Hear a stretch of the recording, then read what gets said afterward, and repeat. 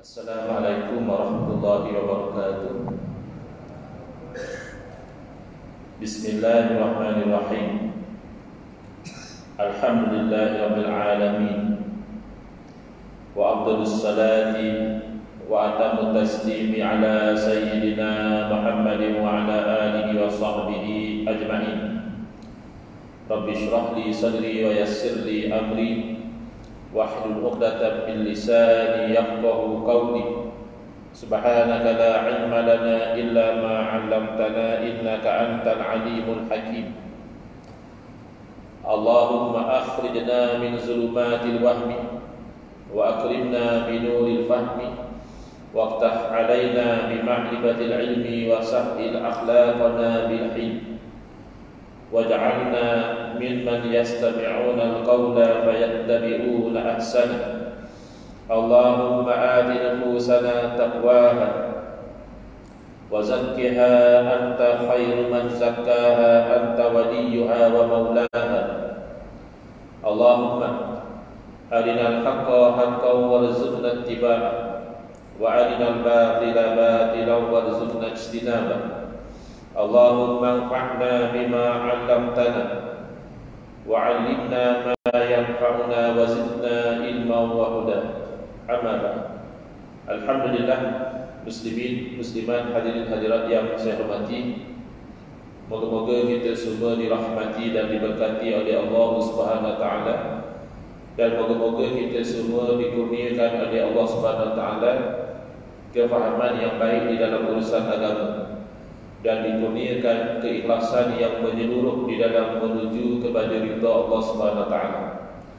Alhamdulillah, malam ini insyaallah kita akan menyambung pengajian kuliah Maghrib bulanan hari Ahad yang keempat, anjuran Masjid Al-Akram, Kampung Datuk Keramat, menggunakan kitab Nurul Huda, Cahaya Hidayah, kitab yang disusun oleh guru saya Al-Fadhil Ustaz Haji Adnan bin Haji Muhammad Samman hafizahullah ta'ala wa nafa'ana bihi wa bi'ulumihi fid dharain amin.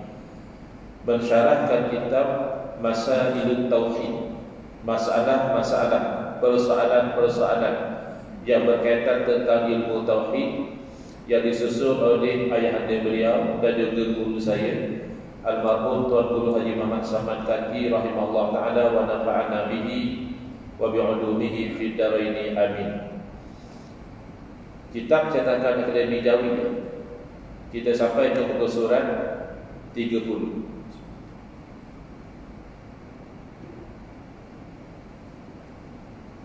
Apa artinya hukum yang dibangsakan kepada akal itu? Yang disebut hukum akal itu apa dia? Kena faham. Kerana di zaman kita ini bahkan ada orang yang menentang hukum akal. Dia kata dalam agama tak boleh pakai akal. Dalam agama hanya Quran dan hadis saja.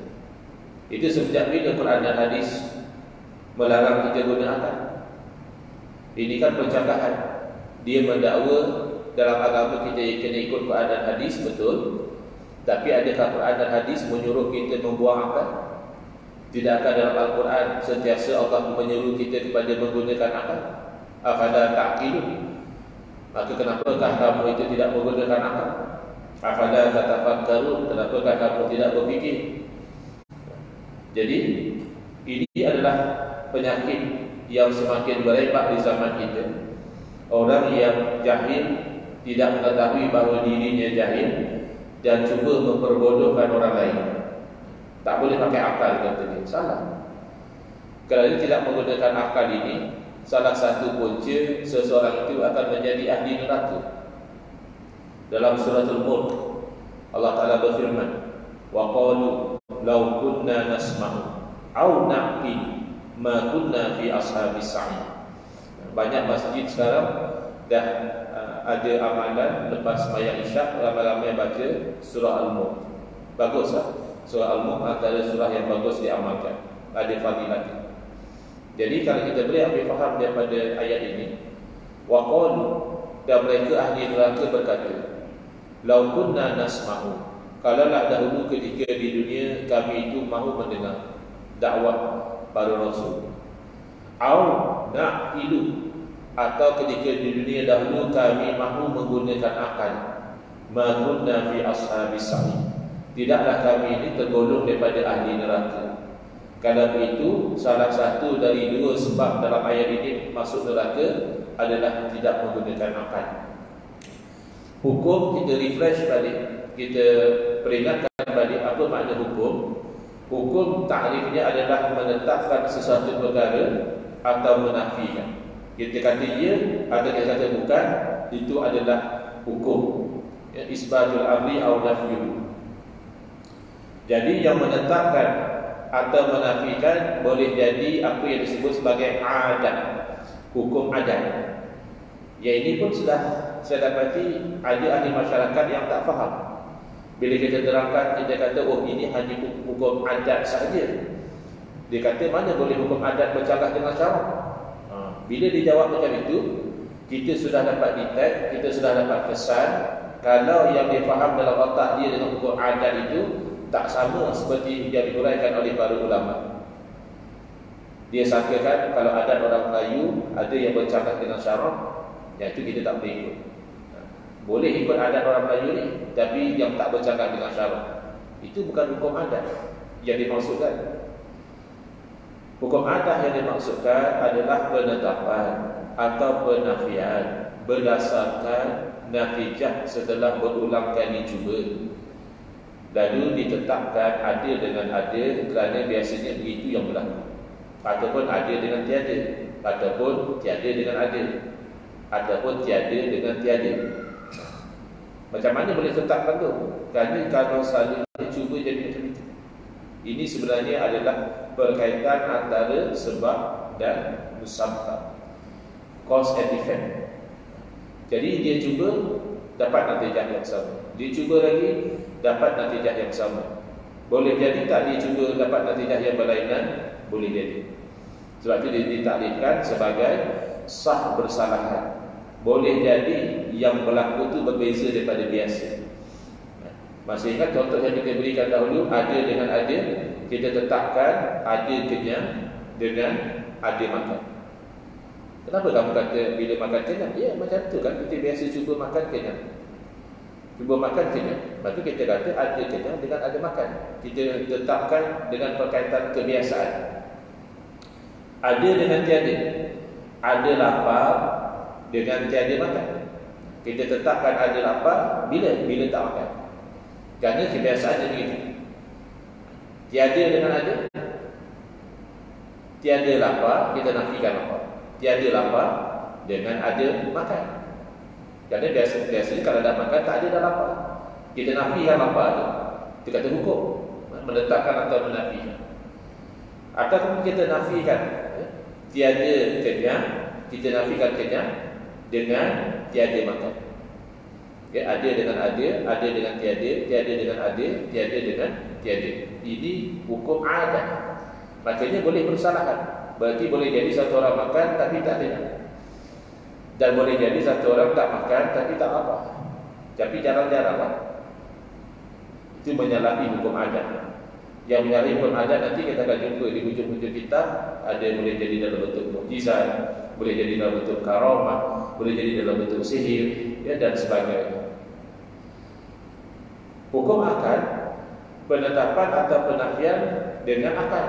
Kalau hukum syarak itu ditetapkan, ini wajib, ini sunat, ini harus, ini makruh, ini haram, dengan penetapan daripada Allah Subhanahu wa taala, sebagaimana yang diberitahu oleh Rasulullah sallallahu alaihi wasallam, baik melalui jalan Al-Quran ataupun hadis. Itu namanya hukum syarak. Jadi kalau hukum adat, dia tidak akan bercanggah dengan hukum syarak. Hukum adat ni dia membantu penetapan hukum syarak. Dia membantu. Jadi syarak akan ambil kira adat. Contohnya, kita kaitkan dengan akal. Akal boleh atau tidak terima bahawa Allah Ta'ala berkuasa tapi tak sepenuhnya lah. Ada perkara Allah berkuasa tapi ada juga perkara yang bukan kuasa Allah. Perkara itu berlaku tapi luar kuasa Allah. Boleh tak terima? Pasti akal yang sehat kata tak mungkin. Kalau ada perkara berlaku luar daripada kuasa Allah, berarti kuasa Allah itu terbatas. Berarti perkara yang berlaku itu dengan kuasa lain, maka berarti syirik. Syirik itu mustahil. Itu hukum akal. Maka hukum akal mengatakan, walaupun dari segi hukum adat kita tetapkan bahawa menghiris sesuatu dengan sesuatu yang tajam seumpama pisau itu melukakan. Kita tetapkan bahawa luka dengan kena benda tajam. Adat menetapkan macam itu. Kadang kita cuba bila kena benda tajam luka, kena benda tajam luka, tapi sah bersalahan. Misalnya berlaku pada orang kebal, kena benda tajam dia tak luka. Orang yang amalkan ilmu kebal kena benda tajam tak luka, tapi itu luar biasa. Yang biasa kena benda tajam luka. Akal mengatakan luka itu pun kuasa Allah. Sekira-kira kalau Allah Ta'ala kehendaki, boleh sahaja kena benda tajam tapi tak luka. Syarak ambil kira hukum adat. Walaupun akal kata sebenarnya yang melukakan itu adalah Allah, bukan pisau yang tajam tadi, tapi adat mengatakan pisau yang tajam itu melukakan. Lalu kalau satu orang mengambil pisau yang tajam dan dia tikam kawan dia, maka syarak ambil kira hukum adat tadi, dia boleh didapati bersalah kerana mencederakan atau membunuh orang. Dia tak boleh dalam mahkamah dia kata, yang Arif saya tidak bersalah, dia betul saya ambil pisau itu dan tikam perut kawan saya, tapi yang melukakan perut dia adalah Allah. Tak boleh. Hukum akal betul. Hukum akal memang mengatakan tak akan luka kalau Allah tidak takdirkan luka. Tapi hukum adat mengatakan pisau yang tajam melukakan. Jadi hukum adat itu membantu hukum syarak. Syarak akan ambil kira adat. Oleh kerana pisau itu biasanya melukakan, orang yang mendatangkan sebab dia akan menanggung natijah daripada sebab tersebut. Kalau didakwa di mahkamah terbukti, dia boleh dihukum dengan hukuman mencederakan ataupun membunuh orang. Begitu. Nampak ya? Pertalian antara hukum adat, hukum syarak dan juga hukum akal.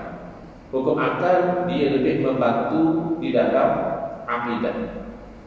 Hukum adat dia lebih membantu dalam fiqh. Kan fiqh selalu dia kata-kata dia tengok pada kebiasaan. Kalau kebiasaan macam ni, macam hukumnya macam ni. Kata hid pun kan tengok pada kebiasaan. Fiqh ni dia tengok pada kebiasaan. Akidah dia tengok kepada akal. Sesuatu yang mustahil dalam akal, maka itu dinafikan dari segi akidah. Dan akal dan nakal itu dia selagi. Nakal makna wahyu, akal adalah pemikiran seseorang. Maka akal yang sihat dia akan menunjukkan kepada kebenaran wahyu. Wahyu juga akan membenarkan apa yang ditunjukkan oleh akal. Ini kecantikan Islam. Sebab itu orang yang liberal, kalau dia nak melawan kepada agama lain, mungkin. Tapi kalau dia nak melawan kepada agama Islam, kerana dia kata nak membebaskan manusia supaya berfikir, dia tak perlu. Memang Islam membebaskan manusia supaya berfikir. Islam tidak mahu manusia bertaklid membuta duri. Asalkan nenek moyang sembah berhala, ya kita sembah berhala. Tak mahu. Fikirlah. Berhala itu kan kamu yang bentuk, kan batu, kan kayu, kenapa kamu sembah? Islam suruh kita berfikir. Jadi erti hukum akal itu ialah menetapkan satu pekerjaan, satu perkara bagi perkara yang lain atau menafikan dia daripadanya tanpa berhenti di atas berulang-ulang cuba. Yakni tiada perlu dan tiada boleh dicuba. Tak perlu cuba. Akal dah tetapkan macam itu. Contoh, satu orang yang keluar dari rumah dia, dalam keadaan rumah dia itu dia tinggal dalam keadaan kemas dan tersusun. Kemudian masa dia keluar, dia tutup pintu rapat-rapat dan dia pasang mangga untuk keselamatan. Dia pun katakan datang ke masjid, sembahyang maghrib, tunggu kuliah maghrib, sembahyang isyak, balik. Sampai di rumah, dia dapati pintu terbuka. Dia tengok mangga yang dipasang terkopak. Dia masuk dalam rumah, dia tengok barang-barang berselerak. Lalu dia kata, rumah saya dah kena pecah masuk. Mana dia tahu? Ketika kejadian, dia tidak ada di rumah. Mata dia ada di masjid, telinga dia ada di masjid, seluruh diri dia ada di masjid, bukan di rumah. Kejadian berlaku di rumah. Macam mana dia begitu confident ada orang pecah masuk rumah dia? Akal dia yang beritahu kalau sudah berubah sesuatu daripada keadaan yang sebelumnya, pastilah ada yang berubah dia. Takkan jadi dengan sendiri. Tentu ada orang yang buat. Itu namanya wajib. Wajib akli, bukan wajib syarak. Dia kata mesti ada orang pecah masuk rumah saya, mesti itu wajib. Bukan wajib syarak. Wajib syarak maknanya pecah masuk rumah orang dapat pahala. Wajib syarak. Kalau tak pecah masuk rumah orang berdosa. Bukan. Ini wajib akli. Akal tidak boleh terima kalau tak ada orang pecah masuk, kerana sudah berubah daripada keadaan masuk. Mesti ada orang sudah buat. Kalau dikatakan tak kot, mungkin jadi sendiri kot, akal terus blok. Dia kata mustahil. Akal tak boleh terima perubahan berlaku tanpa ada yang mengubah dia. Siapa yang buat kerja itu? Kita nak beribadah ke masjid pun tak tenang. Siapa punya kerja? Penagih dadah, boleh jadi tak? Boleh jadi. Tak, dia bukan penagih dadah. Dia memang kerja dia mencuri, pencuri profesional yang pecah masuk rumah kita itu. Boleh jadi tak? Boleh jadi. Jadi ada penagih dadah yang masuk, akal boleh terima, ya, akal boleh terima, tidak. Ada pencuri profesional yang masuk, akal boleh terima, ya, akal boleh terima, tidak. Itu namanya jaiz, harus. Jadi hukum akal terbahagi tiga. Satu perkara yang akal tidak boleh terima ada, itu bab. Satu perkara yang akal tidak boleh terima tiada. Akal kata mesti ada, itu wajib. Satu perkara yang akal tidak boleh terima ada, akal kata tak ada benda macam itu mustahil. Satu perkara yang akal boleh terima, kalau dikatakan ada pun akal boleh terima, dikatakan tiada pun akal boleh terima, itu namanya jaiz. Ini pasal kita lagi sebab 20 mendalam sedikit. Sebenarnya untuk lepas fardu ain tak perlu mendalam sangat. Memadailah kita itu yakin bahawa Allah Ta'ala bersifat dengan segala sifat kesempurnaan, dan maha suci Allah daripada bersifat dengan sifat kekurangan. Maha suci Allah daripada menyerupai sama seperti makhluk, tak mungkin. Apa lagi? Yang tengok alam ni cukup kan? Tapi kenapa kita pergi kepada terperinci? Nanti kita akan bincang apa ta'alluq sifat kudrah, supaya akidah kita itu selari dengan dalil akli dan nakli, selari dengan akal dan juga selari dengan Quran hadis. Kita tak mahu akidah kita bercanggah dengan akal, bercanggah dengan Quran hadis. Baik. Jadi ada ustaz yang selalunya dia orang panggil ustaz sunnah. Seperti ini kita ni ustaz bid'ah lah. Hanya kan ustaz dia ustaz sunnah, jadi ustaz yang lain daripada ustaz-ustaz dia ustaz bid'ah. Mendakwa bahawa akidah bahawa Allah Ta'ala boleh dilihat pada hari kiamat, hari syurga, nanti mereka akan melihat Allah Ta'ala. Berarti Allah Ta'ala itu bertempat. Dia mendakwa begitu. Apa akidah ahli sunnah wal jamaah? Akidah ahli sunnah wal jamaah sama daripada sudut memang di hari akhirat orang-orang ahli syurga akan melihat Allah. Sama tak? Sama. Beza, melihat Allah tidak melazimkan Allah itu bertempat. Jangan nak lihat kalau dia tak bertempat. Itu kan makhluk. Dia makhluk, kalau kamu tak lihat pun bertempat. Jadi dia sangka oleh kerana Allah boleh dilihat, maka pastilah Allah itu bertempat. Maknanya kalau yang melihat itu ahli syurga, ya Allah di syurga. Tidak demikian. Bahkan nisbah kepada makhluk sekalipun tidak semestinya. Nisbah kepada makhluk, misalnya pagi-pagi besok, awal pagi kita bangun, kita lihat matahari. Ya. Kita duduk di mana masa lihat matahari? Di kampung Datuk Keramat. Adakah matahari bertempat di kampung Datuk Keramat? Kita yang melihat bertempat di kampung Datuk Keramat. Matahari tidak di kampung Datuk Keramat. Itu baru nisbah kepada makhluk. Aku pun matahari bertempat. Cuma tempatnya bukan di tempat kita melihat. Matahari makhluk, Allah bukan makhluk. Maka salah kalau kita melazimkan kepada Allah sifat makhluk. Oleh kerana makhluk ini bertempat, maka Allah juga bertempat. Dan ini Allah boleh dilihat. Tidak demikian. Kalau pun tidak boleh dilihat, makhluk ini bertempat. Ada makhluk-makhluk jin dan sebagainya, kita tak nampak, tapi dia bertempat. Bukan masalah lihat di bertempat. Memang makhluk itu dia ada tempat dia. Maka dia kata Allah berkuasa menempatkan dirinya di mana-mana arah. Sebab Allah Maha berkuasa. Ini keliru. Ini sebab tak belajar ta'allum kudrah. Bila kita ajak belajar sifat 20, dia pergi ini pengajian falsafah, ini ilmu ahli falsafah. Ya bukan.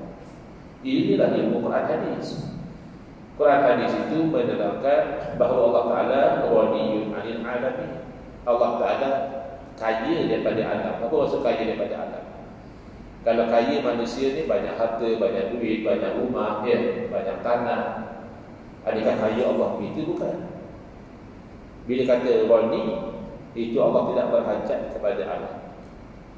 Tidak berhajat kepada malaikat, tidak berhajat kepada Rasul, tidak berhajat kepada solat kita, tidak berhajat kepada zakat kita, tidak berhajat kepada haji kita, tidak berhajat kepada syurga, tidak berhajat kepada neraka, tidak berhajat kepada arasy, tidak berhajat kepada tempat. Maka mengatakan Allah itu berkuasa menempatkan zatnya di mana-mana arah dengan alasan Allah itu Maha berkuasa, keliru dalam memahami apa skop kuasa Allah. Bukan Allah berkuasa atas setiap sesuatu. Inna Allah ala kulli syai'in qadir. Benar. Tapi syai' di situ maksudnya apa? Syai' yang mungkin, sesuatu yang boleh diterima adil. Boleh diterima adil, boleh diterima tiada, itu skop kuasa Allah. Ada pun sesuatu yang tidak mungkin. Kenapa tak mungkin? Kerana dia wajib, dia mesti ada. Atau kerana dia mustahil, dia mesti tak ada.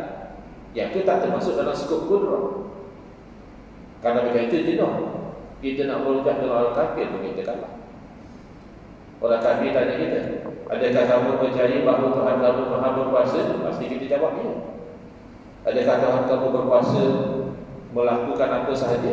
Kita jawab ya. Takkanlah Allah tak berkuasa pula nak buat ini, Allah tak berkuasa nak buat itu. Itu kita. Lalu dia tanya, jadi kerana kamu kata Tuhan kamu berkuasa atas setiap sesuatu, kalau begitu adakah Tuhan kamu berkuasa menciptakan Tuhan lain? Ini persoalan-persoalan orang kafir. Boleh tak Tuhan buat Tuhan lain? Kamu kata Tuhan kamu Maha berkuasa, kenapa dalam ini Tuhan tidak melahirkan? Berarti Tuhan itu lemah. Manusia, kaum wanita boleh melahirkan. Tuhan kamu yang kamu kata Maha berkuasa tak boleh melahirkan, berarti Tuhan kamu lemah. Macam mana kita kata?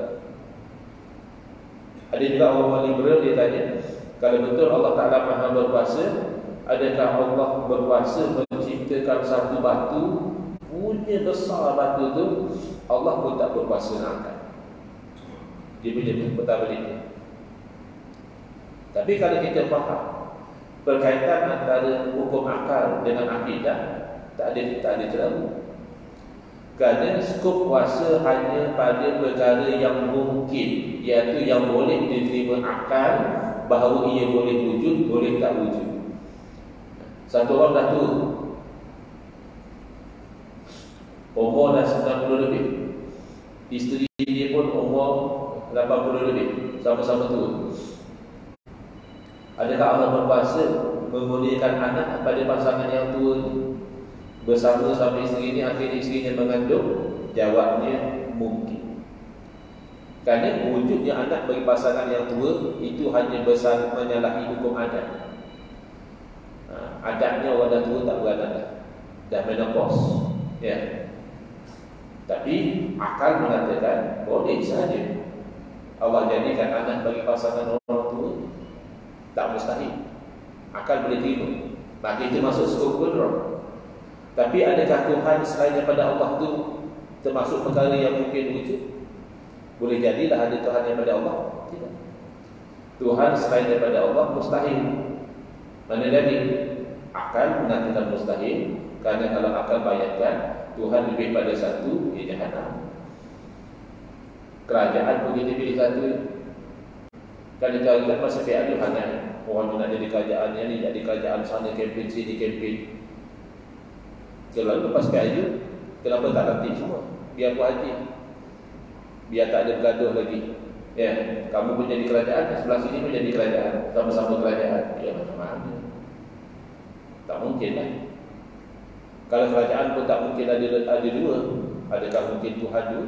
Sedangkan Tuhan Maha berkuasa, Maha berkehendak, Maha segala-galanya. Jadi kuasa Tuhan yang mana yang akan terlaksana?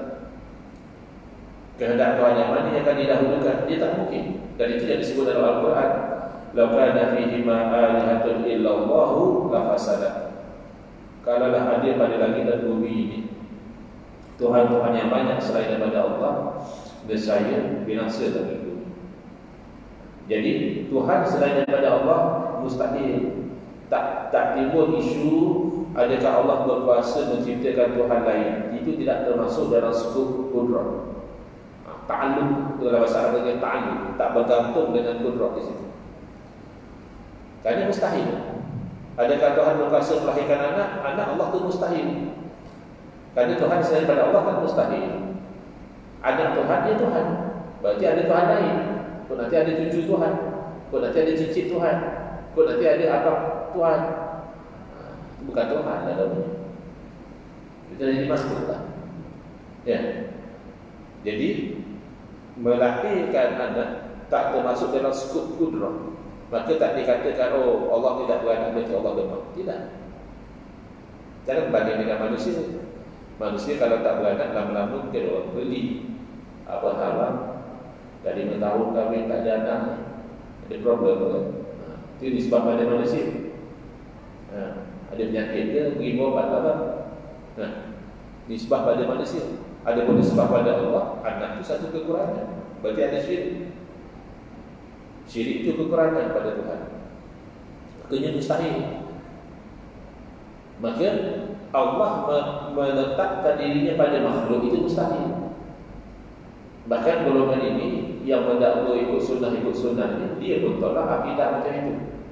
Kalau kita tanya dia, kamu terima tak akidah al-hulul wal-ittihad?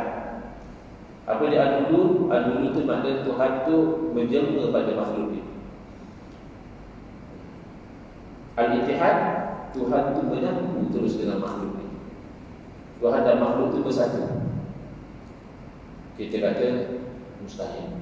Itu akidah yang sesat. Itu akidah yang kufur. Kamu tak perasan tak? Syurga itu makhluk. Kamu pun mengaku arah itu makhluk. Allah yang jadikan atas, bawah, depan, belakang. Tiba-tiba kamu boleh kata Allah beradil pada makhluk. Itu kan al-hulul. Itu akidah yang kamu sendiri tolak. Ini kenapa? Kerana gagal memahami hukum akal dan berkaitannya dengan akidah. Akhirnya bawa akidah yang sesat macam ini. Habis kalau geng-geng ajaran sesat kata Allah Maha berkuasa, apa masalah kalau Allah menempatkan zatnya dalam diri saya? Dia kata gitu. Makanya bercakap itu bukan saya, Allah. Sebab Allah dah bersatu. Sebab Allah kan Maha berkuasa. Sebagaimana kamu kata Allah berkuasa menempatkan dirinya dalam syurga, ya Allah berkuasa menempatkan dirinya dalam diri saya, kata orang itu. Kan sama-sama sesat. Jadi akidah Ahlussunnah wal Jamaah memang membenarkan, meyakini kalau di hari akhirat ahli syurga melihat zat Allah. Itu Ahlussunnah wal Jamaah. Tapi melihat zat Allah tidak melazimkan Allah itu bertempat. Karena itu bertempat itu adalah sifat makhluk, bukan sifat Allah. Baik. Penerangan. Ada hukum syarak taklifi itu diasaskan kepada hukum syarak wad'i. Maka sebab itu dikatakan terhenti di atas lantaran mata kadir. Maksud kata terhenti adalah berlaku. Itu kita dah bincang dulu ya. Iaitu misalnya bila ada sebab itu wad'i. Apa dia sebab? Masuk waktu. Kemudian ada syarat iaitu akil, baligh dan sebagainya. Kemudian tidak ada mani, suci daripada haid, tidak ada haid, maka adalah hukum taklifi, ada wajib solat. Tak masuk waktu, tak ada sebab, belum wajib solat. Masuk waktu tapi tak cukup syarat, pun tak wajib solat. Masuk waktu cukup syarat, ada mani, dah masuk waktu lah. Syarat dah ada, dia tidak orang Islam, akil, baligh, tapi dia haid, tak wajib solat. Itu berkaitan antara hukum taklifi dan wad'i. Adapun hukum adat itu berdasarkan sesuatu yang telah dicuba lakukan berulang kali. Sebab itu dikatakan berulang-ulang cuba. So, ia adalah penetapan berdasarkan penelitian terhadap natijah daripada apa yang kita cuba. Itu kita kata berkaitan antara cause and effect, sebab dan usaha. Adapun hukum akal, sesuatu yang ada dalam fikiran semata-mata, ada boleh atau tidak, munasabah atau bukan. Sebab itu dikatakan tanpa atau tidak berhenti di atas berulang-ulang cuba. Tak boleh cuba. Akal dah kata begini. Akal kata mustahil Tuhan dulu. Akal kata wajib mesti ada Tuhan. Jadi ini yang dikatakan hukum akal tidak terhenti di atas berulang-ulang cuba. Sebab tak beza dengan hukum adat. Hukum adat cuba dulu. Ada benda mustahil adat. Apa maksud mustahil adat? Kena api tak terbakar. Oh, mana boleh kena api terbakar lah. Itu Nabi Ibrahim. Itu menyalahi adat. Akal boleh terima tak berlaku satu perkara menyalahi adat? Akal boleh terima kerana kuasa Allah. Tapi dari segi adat kita kena ambil dulu. Jangan pula kita kata oleh kerana yang menghanguskan itu adalah Allah, bukan api, kita pun lompat masuk dalam api. Itu hukum jahat. Kenapa berlahan? Kerana dalam syarat kita ambil hukum adat. Dalam akidah kita pegang hukum akal. Baik. Setakat ini boleh kata penerangannya atau macam apa Ustaz ni kata ni?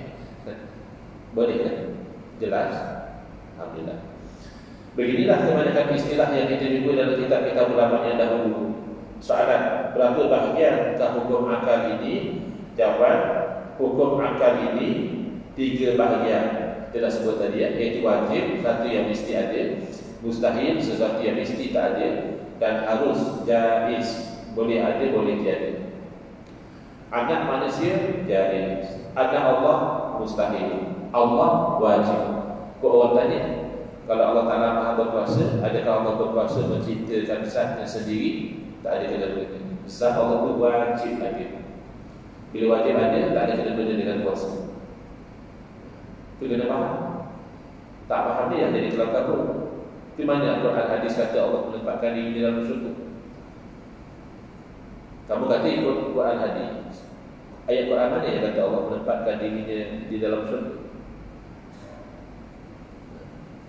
Ataupun pada satu arah? Baik. Makna wajib akli itu adalah yang telah tadi, barang yang tiada diterima oleh akal akan tiadanya, yakni tetap hadir, tidak menerima nafi sekali-kali. Kalau kata wajib akli mesti ada, takkan tak ada benda. Tapi dia terbagi kepada 2. Pertama wajib daruri, yang kedua wajib nazari. Daruri ni macam tak dapat tidak lah, mesti. Kalau nazari daripada nazara, pandang, maknanya kita kata mesti ada dengan selepas kita berfikir. Apa contoh wajib daruri? Sebentar lalu dah tahu, iaitu mengambil tempat oleh jirim pada lapak sekadar zatnya. Tak payah fikir. Ya, akal dah tahu. Satu jirim dia mesti ada ruang. Sebab itu, even kalau dalam bentuk udara sekalipun, dia ada ruang. Misalnya kita letak air dalam mandi penuh, kemudian kita masukkan satu belon yang ada udara dalam belon itu, maka banyak air yang melimpah keluar. Kenapa? Kerana udara tadi dah ambil ruang. Jadi dia menolak air itu keluar. Nak boleh fikir kan? Baru satu jirim itu mengambil ruang, tak perlu. Kita dah tahu, mesti ada sesat jirim itu ada ruang ni. Kecil ke besar ke macam mana, ada ruang. Bila dia ambil ruang yang luas, kurang tumpat. Bila dia banyak ambil ruang yang kecil, dia lebih tumpat. Yang kurang tumpat, dia boleh timbul di atas yang kurang tumpat. Yang kurang tumpat, timbul atas yang lebih tumpat. Lepas tu kapal, walaupun dia berat, dia timbul atas air. Sebiji kapal dengan seketul batu yang kecil, mana lebih berat? Dia berat kapal. Tapi kenapa kapal timbul batu terdekat? Kerana ketempatan. Tapi tumpat atau tak tumpat, dia ambil ruang. Tapi yang kena fikir adalah iaitu wujudnya zat Allah Ta'ala dalam segala sifat. Yang itu kalau tak fikir, kita tak nampak wujud Allah. Betul orang-orang yang tak bertuhan, dia hidup je, makan, minum, enjoy, celebrate tahun baru, kahwin, dapat anak, mati, macam tu. Dia tak rasa pun tentang kewujudan Tuhan. Sedangkan kewujudan Tuhan itu wajib. Sebab perlu pada fikir. Kalau dipikir sejenak, aku dulu tak wujud dalam dunia ni, sekarang aku wujud. Siapa yang wujudkan aku? Dia akan membawa kepada dia yakin kepada kewujudan Tuhan. Aku wujud sekarang, tapi aku pun tak kawal diri aku. Aku makin hari makin tua, gigi aku makin banyak, rambut aku dah banyak berubah, mata aku dah kabur. Aku kalau boleh nak gigi aku kuat, mata terang. Tapi kenapa jadi macam ini? Siapa yang ubah aku? Bukan fikir. Dalam keadaan aku sihat pun, kata mampu aku tak kawal. Dia pam darah. Aku tak boleh bagi dia berhenti. Kalau dia berhenti, memang tak ada orang berselamatkan. Siapa yang kawal jatuh aku? Kuku aku minggu lepas aku dah potong, dipanjang lagi. Aku tak tarik keluar pun. Siapa yang panjangkan? Itu kan semua menunjukkan kepada Allah. Yang itu yang kita katakan wahdatul wujud, yang disebut oleh para ulama yang betul itu dengan maksud wahdatul syuhud. Apa sahaja yang dipandang membawa kepada dia balik. Wassalamu ala asyrafil anbiya'i wal mursalin wa ala alihi wa sahbihi ajma'in. Allahumma shrah sudurana wa ahsin akhlaqana wa ahsin fujurana wa nawwir qulubana bi nuri hidayatika kama naqara bi nuri syamsika abadan abada bi rahmatika ya